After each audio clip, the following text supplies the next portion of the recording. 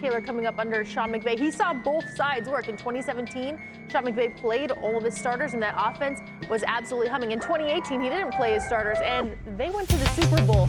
So there's no exact science to this, and it seems like Zach Taylor is really trying to figure out what works best to get them going fast. Yeah, Lindsay makes a really good point bringing up the Rams example, because there's really no one-size-fits-all answer to this. We always have this discussion in the preseason. Should you play your starters? Does it work? And my answer is always, it depends on the preference of the player. I know when I watch Patrick Mahomes in the preseason, and he does play in the preseason, I'm always like covering half of my face because I can barely stand to see him. It makes me so nervous, but clearly that has worked for him. Tom Brady sometimes played in the preseason. In my opinion, it really comes down to the personal preference of Joe Burrow. If he feels like he needs it to get a faster start, if he wants to build that chemistry early on, I don't know if it's chemistry at this point, they played together a long time, then more power to him. And, obviously that comes with a little bit of risk, but it's football. There's going to be risk, and I feel like ultimately it's up to the player. Whatever they've been doing, it ain't working. so listen, we've talked about, Patrick Mahomes played in preseason. The other guys have been bubble wrapped. And so I think, it seemed like Joe Burrow is kind of taking the bull by the horns here and saying, you know what? I need to change my approach to how I get prepared for the season. Yeah. And if that means playing more in the preseason, so be it. If Joe Burrow's going to want to be out there, guess who else is going to be out there? All the other starters are going to be out there as well. Yeah, let's look back at that schedule, the way they begin the season, because we mentioned the Browns and Jags, but then they see Minnesota. Let me go back to this. Detroit, there it is.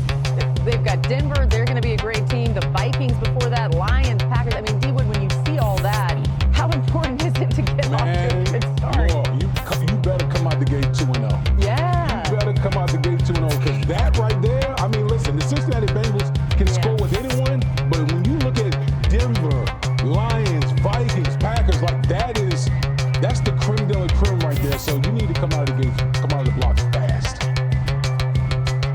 Yeah, although 3 of those defenses were in my top 10 defenses ranking this offseason. Denver I had as the #1 defense in the NFL. We know what Minnesota has been. So that is quite the gauntlet. And I think for Cincinnati, you're looking at the other side of the ball every week, especially with all the questions with Trey Hendrickson, the pass rush, and wondering, do I have to put up 40 points, in these games? Well, some of them, yeah, and that is daunting on its own. Yeah, the Bengals had the 3rd best offense in the NFL from Week 9 on last season, but we all know that was George Pickens doing George Pickens things. One-handed catch from Dak Prescott. I mean, that's just silly. That thing just sticks in his hand. Are you serious? Uh-oh. Cowboys hype train getting going. Dak Prescott, by the way, is going to speak in just a little bit. As soon as we hear from him, we will bring that to you right here on NFL Live, so stay tuned for that. But in the meantime, let's read and react, although I didn't want to cut away from that video. That was pretty impressive. That was pretty sweet. Woo! Let's talk from some sound of camp around this week. It feels like every August there's buzz about a breakout season for Kyle Pitts. We were just talking about it in the break, D-Wood. Second-year quarterback Michael Penix Jr. already has his sights set on his star tight end. I can't beat the ball today. I'm going to be a lot of that. D-Wood, is this finally the year that we see Pitts reach his very high potential? I want to know. Fantasy owners want to know. Go ahead. I mean, if not now, then when? He's literally in the last year of his rookie contract. And the one thing about Kyle Pitts, he's been underutilized ever since that rookie year where you thought, oh, man, this guy's going to be the next generation tight end. He just hasn't had the type of numbers, and I know you've been dealing with injuries, but when you got a strong-armed, accurate quarterback like Michael Penix Jr., you got to find creative ways to get him, create mismatches with this guy because he's a great athlete. So the coaching staff down there has to find ways to take advantage of that advantage. And you just hope he stays healthy. And that's been one of the big reasons. By the way, Pitts averaging just 20 receiving yards per game from Week 9 on last season. Michael Penix Jr. going to look a whole lot better if he steps up as well. All right, let's go to Carolina next, where head coach Dave Canales thinks Bryce Young will have a very talented group of wideouts to throw to this fall. I think that the sky's the limit for this group. I think that this is going to be a very competitive team. I don't think people are going to want to play us by the style of football that we play. I'm expecting that. My expectations are really high for they are every year, you know, and we're going to shoot for it as good as we can get. My language to the group is, I want to make sure we maximize the talent in this room. That'll take us as far as we need to go, but that's going to be our focus. Mina, what do you think about the Panthers wide receiver room? First, I think that was really a lot of coach speak. Yeah. I think that they're interesting. I think there's a lot of upside. Y'all know I really like the Ted McMillan pick. I like what he brings to the Bryce Young on third down, contested catch ability, outside the numbers. Jalen Coker showed promise last year. Adam Thielen remains productive. Xavier Legette gives you downfield threat. I think if I have a question, it's really about who can win quickly and get you yards after the catch. And along those lines, how do you treat that Hunter Renfrow back in the NFL? Just gonna throw that out there. You know, he was out for a couple seasons with an illness because hypothetically he brings the skill set that I actually think they're missing. But of course, we're gonna have to see him on the field before we arrive at a judgment on it. Yeah, I love it. I mean, he's familiar with the area, Clemson guy, good stuff. By the way, seeing Tetero and McMillan out there, it just reminds you his size, how much of a matchup problem he's going to be for defenses. Yeah. I love it. All right, let's go to Minnesota. J.J. McCarthy will be the third quarterback in 3 seasons for the Vikings. Our Lindsay caught up with Justin Jefferson, asked him about another offseason of change. And it is caught! Touchdown! A 97-yard touchdown from Sam Darnold to Justin Jefferson. How do you hit that reset button when you and Sam Darnold had a lot of success together, and then there's a change made, and now there is JJ, who has a lot of the accolades coming in, but he's a new quarterback for you. Yeah, it's a tough reset button, but you got to push it. It's something that I had to do with Kurt, transitioning to Sam. And the same thing from Sam to JJ. You just got to embrace it because it is going to be a challenge, being with a new person. They're learning your moves, you're learning theirs. To the end zone! Touchdown! What can you do to help JJ's job be easier as he makes that transition? Catch the ball. Whenever it comes, catch it. That's the confidence booster for him. He's still new to the system. This is his first real year playing with us. So it's just all about just staying in his ear, making sure that he still has that confidence to go out there and sling the rock like he can. It's like that 4th and 18. Just throw it up, you'll go get it. I'm gonna go get it.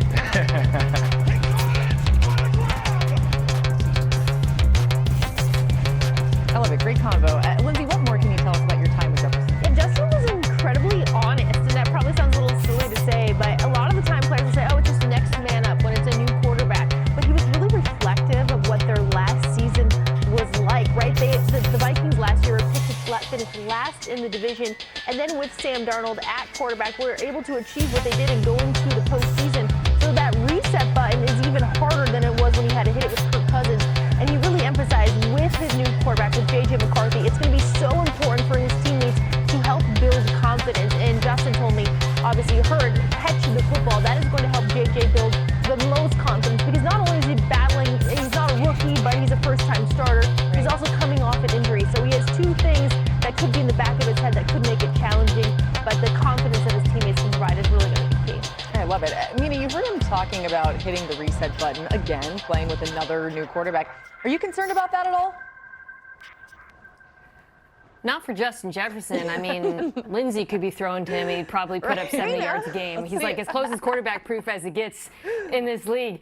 But as far as maximizing his ability with JJ and not falling back from last year, I think it depends on McCarthy, obviously. But there's a few things you want to see him improve upon from college. He's got a strong arm. He's really willing to attack the middle of the field, which is, I think, a big part of why Kevin O'Connell liked him. But I would like to see him improve some of his layered throws, throw with a little bit more touch. That's a big part of the Vikings offense, and Justin Jefferson's a big beneficiary of that. Look, he can catch anything thrown his way, but the ball's got to get within his vicinity. And I think whether or not McCarthy can improve some of those touch throws could go a long way towards determining what kind of relationship they have. Yeah, the Vikings ranked 10th in points per game over the last 5 seasons, and some of that has to do with points. All right, there were some big changes on Philly's defense this offseason. Get the Liberty Bell in here. We're talking about the defending Super Bowl champs. The Eagles re-signed All-Pro linebacker Zach Vaughn to a 3-year, $51 million contract. Vaughn racked up 151 tackles, 11 of those for a loss, and forced 5 fumbles last season. They had some big-time departures. Milton Williams